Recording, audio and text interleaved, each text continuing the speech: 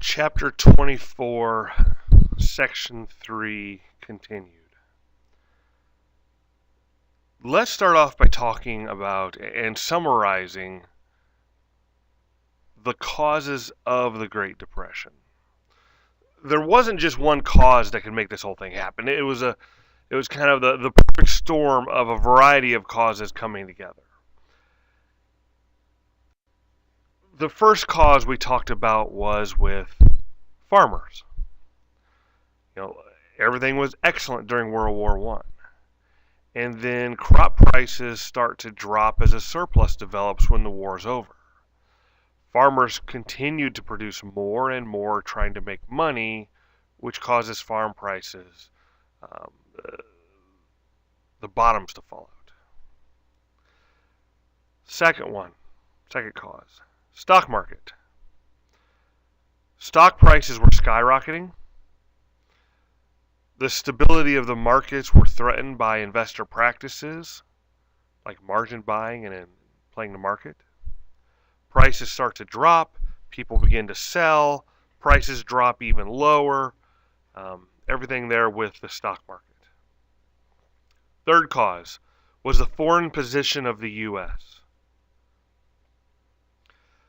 Other nations owed us money. Tariffs prevented other nations from making as much money, so they can't pay us back or afford to buy our goods. So our factories start to close, can't get our money back, people get laid off, unemployment goes up. Foreign position of the U.S. The fourth one is credit buying. The number of Americans buying things on credit in the 20s was continually increasing. Stocks were even being bought on credit. If the economy takes one bad turn, nobody can pay the loans back. The economy did fall apart, loans were defaulted on, credit got us into a mess. Fifth, the banking crisis. Banks lose money in the market when it crashes. People can't pay back their bank loans. Some banks close. People panic, try to get their money, which causes more banks to close. And the sixth one is the unequal income in the U.S. Most Americans are poor. Very few, 1%, were rich. 80% of Americans had no money. The people don't have the money then to help the economy. Just the 1% can't save the whole economy. There's no more credit. Wages are going down. We can't help the economy. So those are your 6 causes of the Great Depression. Farmers, stock market, foreign position of the U.S., credit buying, the banking crisis, and unequal distribution of income. We're going to talk now, the last thing we really need to talk about in this section is the election of 1932. The Republicans are going to nominate Herbert Hoover for another term. Most people in the party believed he had no chance of winning.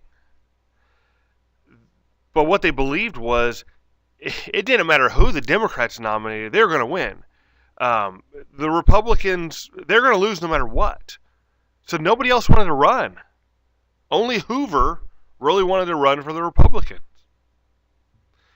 The Democrats are going to decide on Franklin Delano Roosevelt, FDR. FDR comes from a very distinguished background. I mean, you're talking born in 1882 into a rich family, private tutoring until he was 14, did a ton of traveling, eventually graduates from Harvard and Columbia Law School, is going to be married to Eleanor Roosevelt. Roosevelt's political career starts in the New York State Legislature. And then in World War I under Wilson, he is Assistant Secretary of the Navy.